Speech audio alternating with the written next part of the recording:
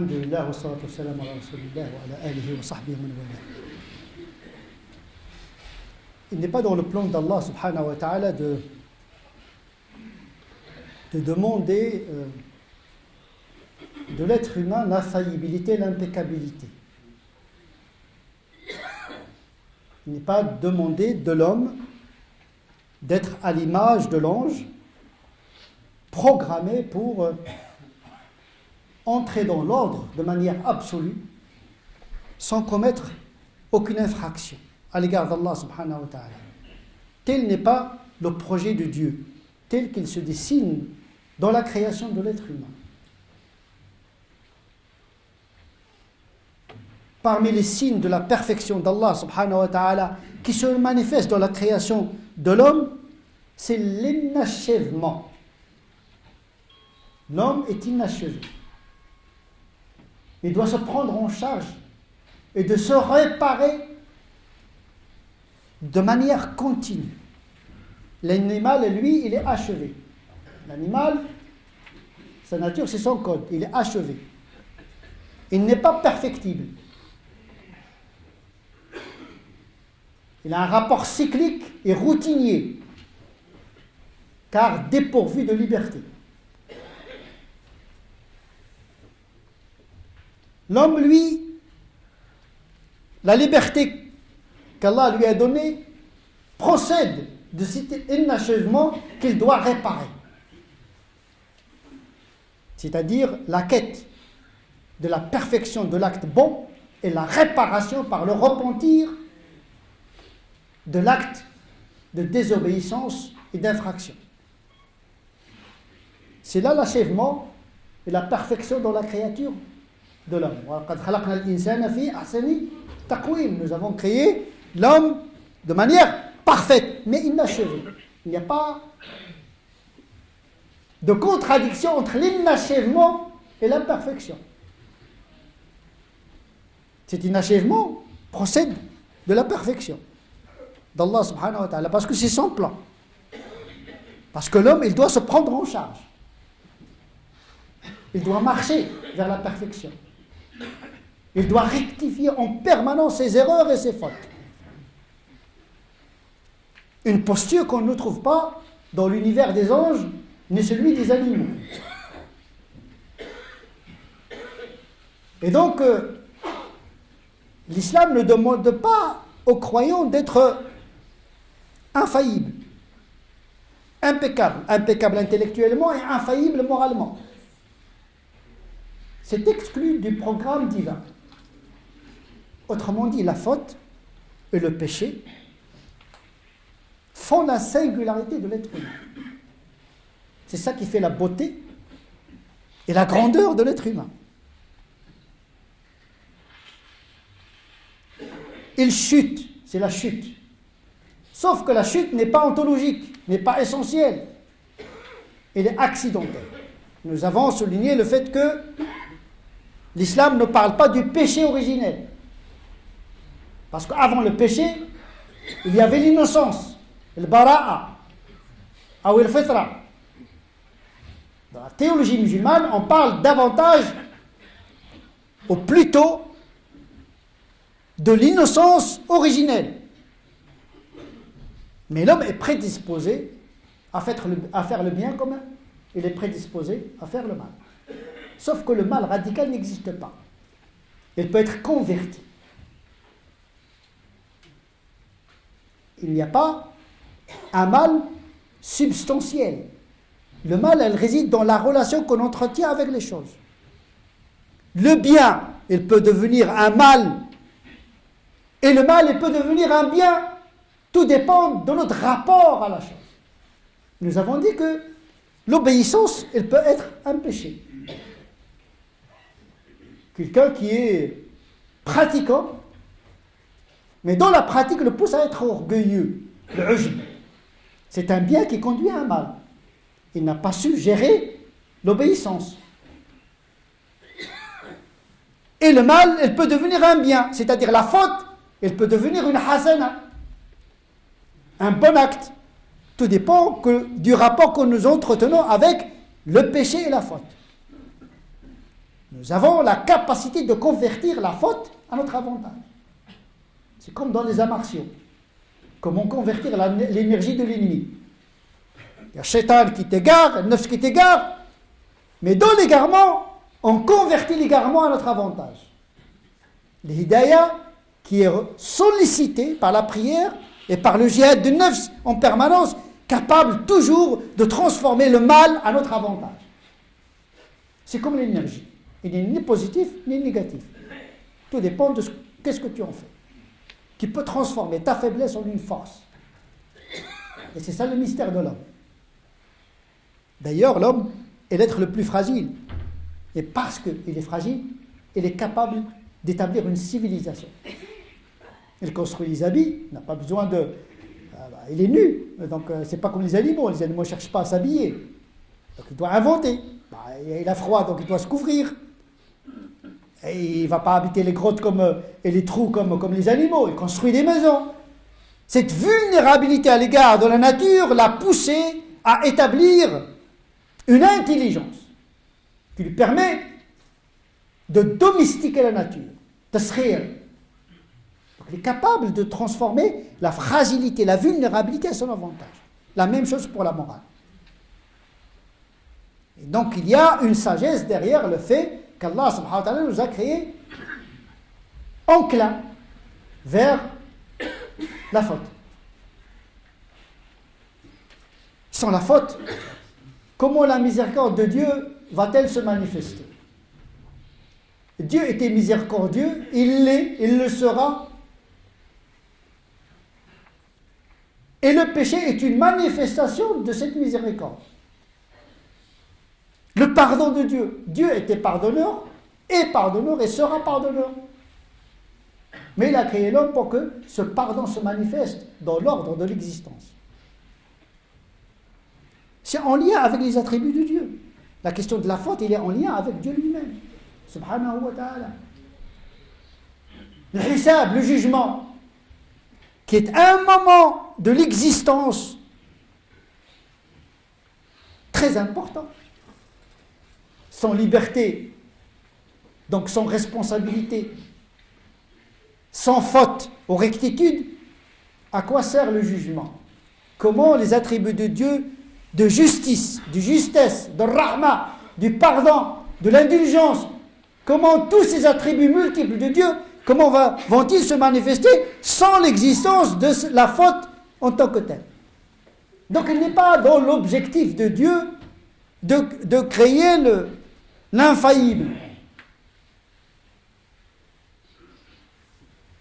Et donc, il n'y a aucun sentiment de culpabilité à l'égard de la faute en tant que telle.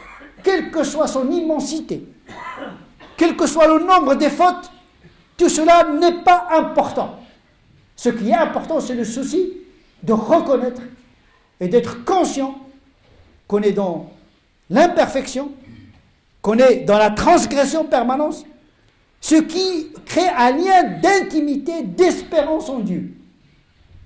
Ce qui fait que le cœur du croyant est en permanence suspendu à la miséricorde d'Allah subhanahu wa ta'ala. Parce que l'infaillibilité nourrit l'orgueil. Quelqu'un qui est parfait, pourquoi je vais demander pardon? J'ai rien fait, comme les enfants. C'est pas de ma faute, j'ai rien fait. Et c'est le virus moral, le fait de ne pas reconnaître la faute. Aucune vie, aucune société, aucune civilisation, aucune spiritualité ne peut s'épanouir sans le sentiment de la contrition et du repentir. Ça permet de rectifier, de reconnaître. Et c'est un courage de reconnaître. C'est une modestie, c'est une humilité. Ce sont des qualités qui se manifestent à travers la faute. C'est grâce à la faute que le croyant manifeste son humilité. C'est grâce à la faute qu'il reconnaît sa faiblesse. C'est grâce à sa faute qu'il devient indulgent à l'égard des autres, parce qu'ils sont comme lui. Pardonnez aux autres si vous voulez que Dieu vous pardonne. Cachez les fautes des autres si vous voulez que Dieu vous cache vos fautes. Parce que ton rapport à l'autre, c'est ton rapport à Dieu. Mais l'infaillibilité n'est pas demandée. L'essentiel, c'est que dans la chute, tu sais que la main de Dieu t'accompagne dans la chute pour te relever par la suite. Rien n'est trop tard. Avant l'agonie. Tant qu'il n'y a pas l'agonie, tant qu'il y a la vie, il y a l'espoir. Mais quand il y a la mort, on passe à autre chose. Mais quand on passe à autre chose, c'est là aussi où la manifestation d'Allah subhanahu wa ta'ala en tant que miséricordieux, que les gens vont être surpris. Parce que dans ce bas monde, nous bénéficions d'une miséricorde parmi 100. Et dans l'au-delà, nous allons bénéficier de 99 formes de miséricorde d'Allah subhanahu wa ta'ala. Donc l'essentiel de la miséricorde de Dieu va se manifester après la mort. C'est pour cette raison que l'espérance est un moteur. Attention, il n'y a pas l'espérance qui encourage à la désobéissance. Au contraire, l'espérance, c'est une énergie. Parce que quelqu'un qui désespère, il baisse les bras. Il désespère de lui-même, il dit voilà, je suis cuit, je suis mauvais de toute façon, je suis vicieux, etc. Non. Tu acceptes ton vice, tu le reconnais, et tu combats dans le sens de l'amortir, de l'atténuer, de l'éradiquer si c'est possible, mais tu continues ta marche. Mais personne ne peut sortir de ce bas monde sans péché.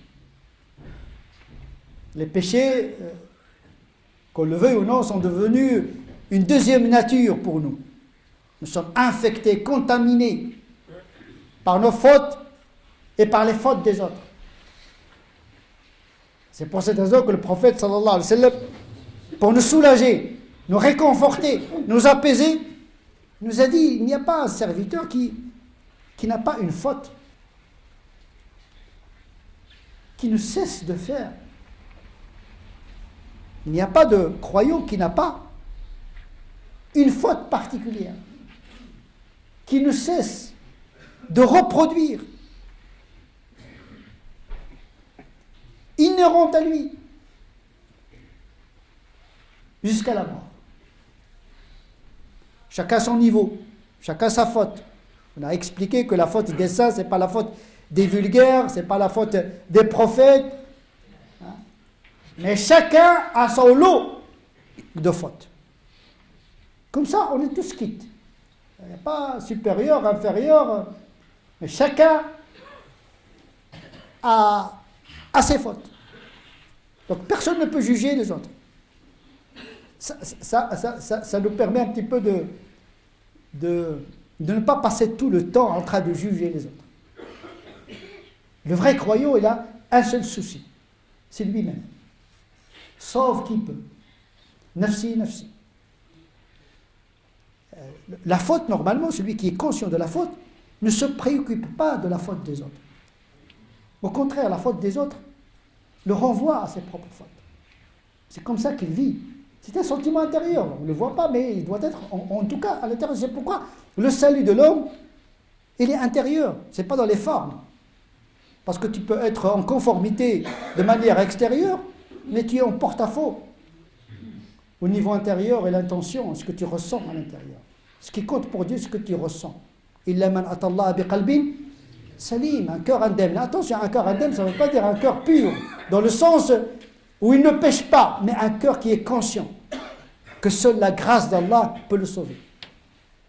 Salamatul qalb bita'alluqihi bi rahmatillah. La sainteté et la santé du cœur spirituel est en fonction de sa relation à la miséricorde d'Allah subhanahu wa ta'ala. Ce ne sont pas les bons actes qui vont nous faire entrer au paradis. Et sans la miséricorde de Dieu, à l'égard de nos fautes, point d'accès au salut. C'est de Dieu dont il s'agit dans tout ça. Je suis à l'image de ce que pense de moi mon serviteur. Tu auras le Dieu que tu mérites le jour du jugement dernier. Il vaut mieux pour toi que tu penses du bien de ton Seigneur. Fais attention. C'est une liberté redoutable. Tu choisis ton Dieu. Miséricordieux, ou bien quelqu'un qui châtie. Tu choisis. C'est toi l'imam. Dieu ne se lassera pas tant que vous n'êtes pas lassé. Vous avez votre destin en main. Il nous a donné les clés du salut. Ne jamais désespérer d'Allah subhanahu wa ta'ala. Mais attention, je ne suis pas en train d'encourager les fautes et les vices, mais de reconnaître un état pour pouvoir le changer. Et c'est ça qui est demandé à l'être humain. Ce n'est pas la victoire, c'est le combat. Avec Dieu, il n'y a pas d'obligation de résultat. Chercher la vérité, oui. L'atteindre n'est pas demandé. Accéder à la vérité, c'est pas ce qui est demandé, c'est de chercher la vérité. On peut atteindre la vérité partiellement. Ce qui est demandé, c'est aller vers la rectitude. Mais être infaillible, ce n'est pas demandé. C'est la marche c'est la marche vers la perfection et la vérité qui compte aux yeux d'Allah subhanahu wa ta'ala. Donc il n'y a pas un être humain qui n'a pas des fautes récurrentes, desquelles il ne se sépare qu'à la mort. Donc on est conscient que tous, on est addict quelque part à un ensemble de fautes. Et le prophète de continuer que le croyant, certes, est éprouvé, repentant, il oublie, mais quand on le rappelle, il se rappelle. Voilà la différence. C'est qu'il a toujours gardé sa conscience éveillée. Dans un autre hadith, saint, où Dieu parle. Le sens de ce hadith, c'est que Dieu, quel que soit le nombre des fautes, même s'ils atteignent le ciel, s'ils remplissent la terre, et que l'homme vient à Dieu, subhanahu wa ta'ala, sans lui associer aucune divinité, Dieu lui pardonne ses péchés. La ilaha illallah, tu as l'essentiel. Tu as le capital. Le reste, c'est un bénéfice. Mais tu dois garder, c'est la ilaha illallah, par l'effort également. Parce que les péchés noircissent le cœur, obscurcissent le cœur. C'est pour cette raison que Dieu a interdit les péchés, parce qu'ils conduisent à la mécréance. Quelqu'un qui multiplie les fautes, il s'éloigne de Dieu. Et donc il oublie Dieu. C'est pourquoi il y a les 5 prières qui sont là pour, justement, rappeler Dieu. C'est pourquoi le plus grand péché, c'est de négliger les 5 prières. Parce que justement, les 5 prières, c'est le moment du rappel.